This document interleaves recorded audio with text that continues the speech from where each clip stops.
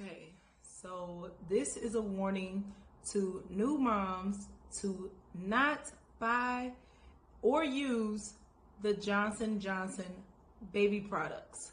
Okay, I have said time and time again, please read the ingredients. Please look up the ingredients.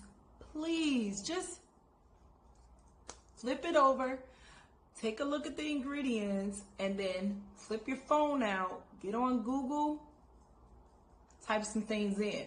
We have to understand that our babies, the precious, fresh skin that they were just born into, it absorbs everything. It absorbs the products we use. It absorbs the comfort we give them.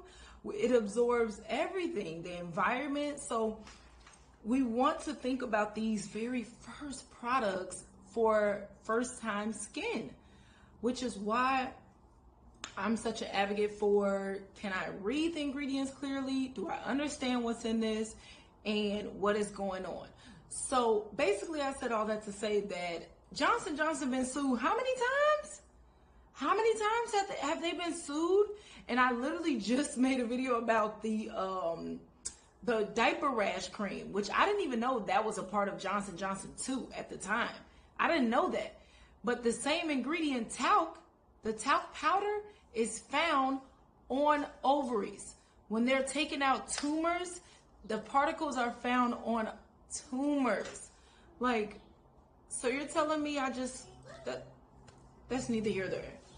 I want you guys to look into this, and please, if you need any help making a baby product that you commonly use, like a diaper rash cream, like a breastfeeding ointment, like a lotion or a baby wash or shampoo, anything like that, I can guarantee you, go to the link in my bio, check my YouTube channel. Most of those DIYs are already on there. And if I haven't put them on there, they're coming on there soon. So please feel free to slide in my DM. What do you think about this product? Because we can go over this together. I would love to do that for some new moms. So please stay away from Johnson & Johnson, okay?